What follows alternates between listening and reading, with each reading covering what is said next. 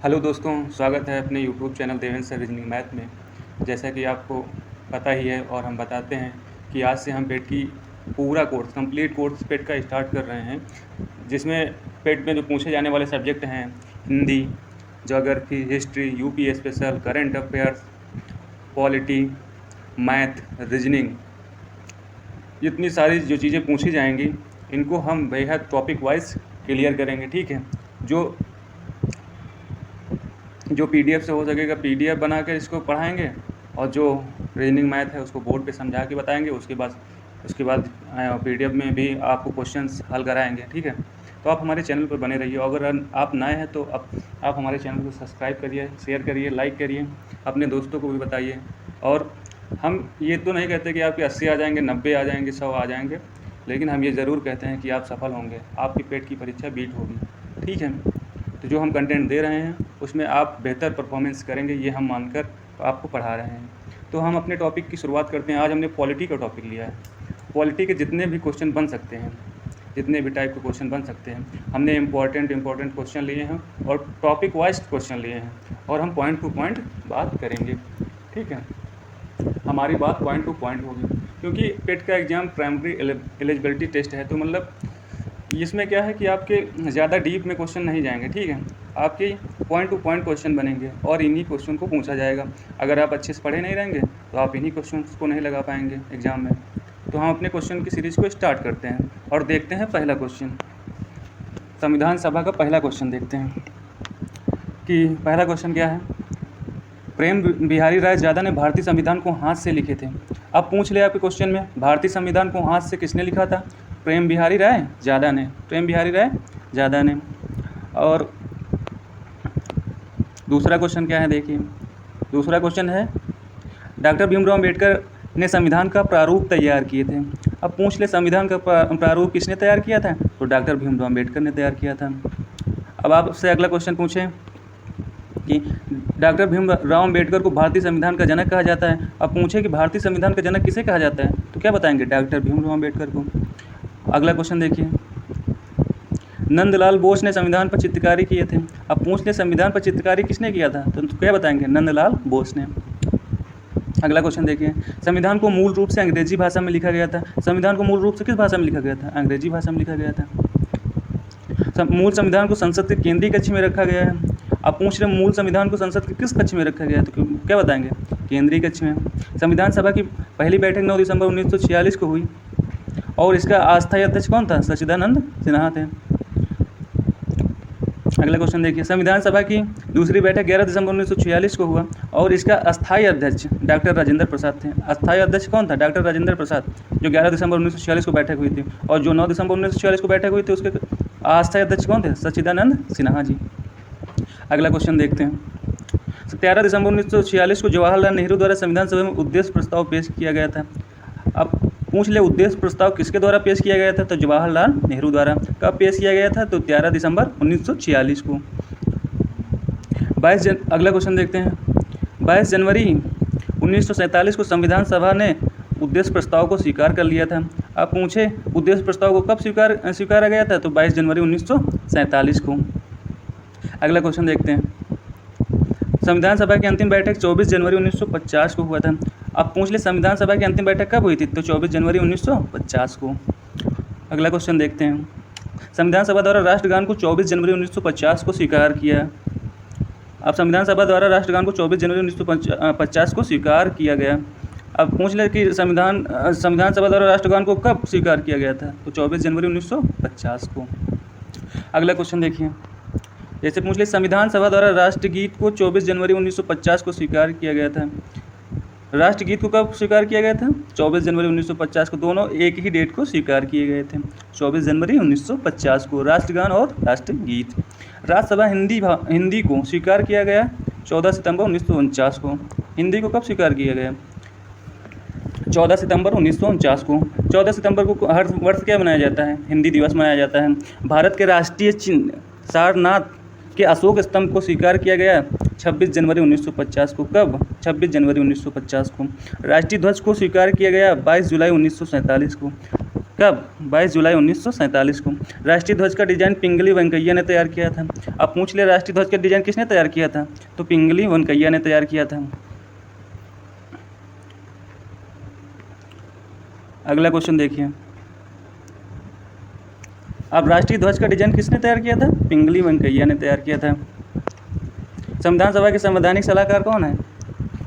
VN Rao Benegal Narasimha Rao संविधान सभा के निर्वाचन में।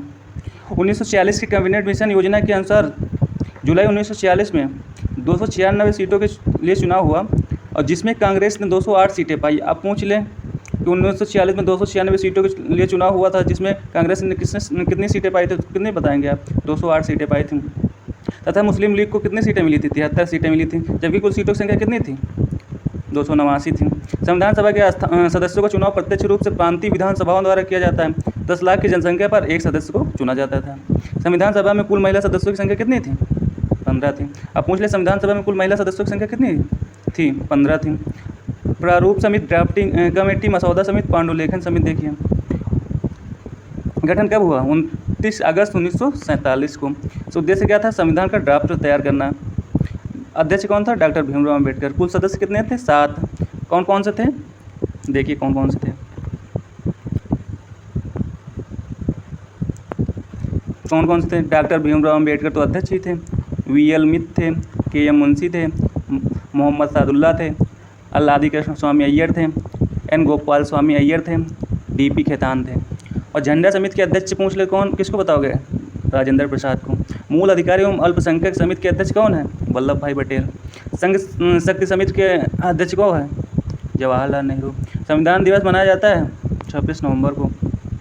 26 नवंबर 1949 को हमारा संविधान बनकर तैयार हो गया था, ठीक है। लागू 26 जनवरी 1950 को हुआ था। संविधान की अंगीकरण की तिथि 26 नवंबर 1949। संविधान लागू की तिथि 26 जनवरी 1950। संविधान में लगा कुल समय 2 वर्ष 11 माह 18 दिन। भारत गणतंत्र बना 26 जनवरी 1950 को। कब? अब देखिए अपने मेन टॉपिक पे आते हैं, ठीक है। मेन टॉपिक हमारा था क्या? संघ और राज्य क्षेत्र। संविधान में कितने भाग हैं? 22 भाग है। उसका पहला भाग हम आज देखेंगे। भाग 1 में संघ एवं राज्य क्षेत्र की बात की गई है। अनुच्छेद 1 से लेकर 4 तक देखेंगे। अनुच्छेद 1 में क्या कहा गया? भारत अर्थात इंडिया राज्यों का एक संघ होगा।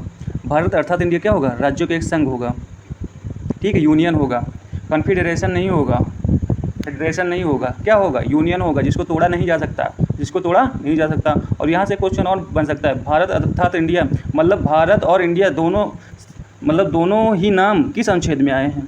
अनुच्छेद 1 में आए हैं। भारतीय संघ में 3 प्रकार के राज्य होते हैं। राज्यों के राज्य क्षेत्र, केंद्र शासित क्षेत्र, अर्जित किए गए भूभाग। अनुच्छेद 2 में क्या कहा गया?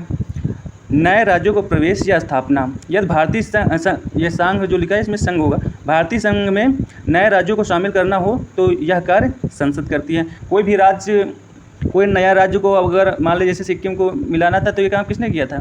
संसद ने किया था। अगर कोई और मतलब देश है जो अपने राज्य में तब्दील होना चाहता है तो क्या करेगा? कौन करेगा इसका काम? संसद करेगी, ठीक है।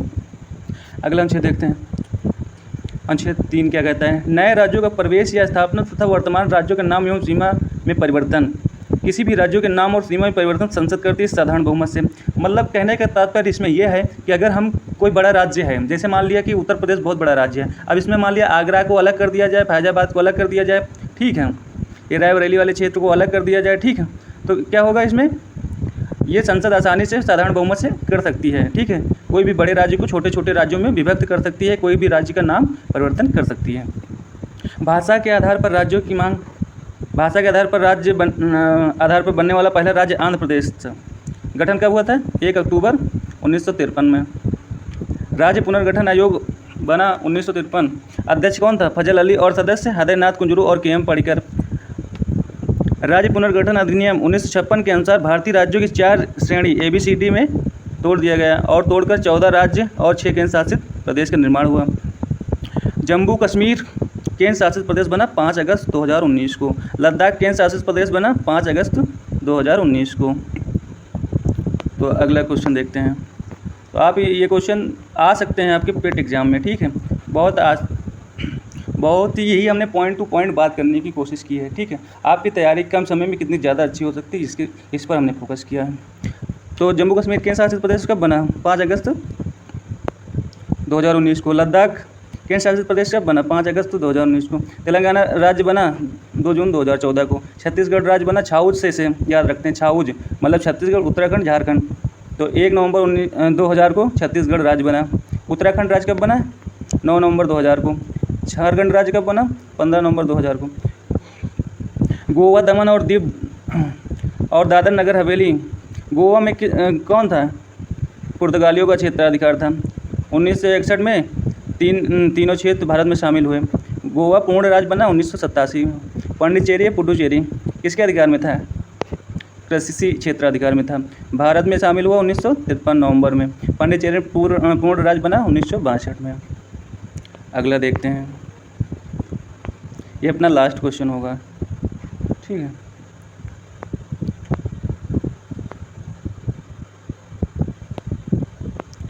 सिक्किम किसके अधिकार में था? चोग्याल वंश का क्षेत्राधिकरण था। स्वराज्य बना 1974, पूरी तरह शामिल नहीं हुआ था। पूर्ण राज्य कब बना? 1975 में। दमन, दीव और दादर नगर हवेली को एक कर दिया गया 26 जनवरी 2020 को। दीव और दादर की राजधानी क्या थी? दमन थी। तो हमारा ये चैप्टर क्या होता है, ये जो भाग 1 था ये कंप्लीट होता है। आपका भाग 1 क्या हुआ? कंप्लीट हो गया। अगर आपको सारी बातें अच्छी समझ में आ गई हो तो हमारे चैनल को लाइक करिए, सब्सक्राइब करिए, शेयर करिए, अपने दोस्तों में शेयर करिए, ठीक है। और इसी तरह की वीडियो हम जो परीक्षा की दृष्टि से पूछे जाएंगे क्वेश्चन, हम उन्हीं पे फोकस करेंगे, चाहे वो जिस टॉपिक का हो, ठीक है, चाहे वो जिस टॉपिक को हो, हर टॉपिक को अच्छे से क्लियर करेंगे, आपकी पेट की तैयारी को बेहतर कराएंगे, ठीक है।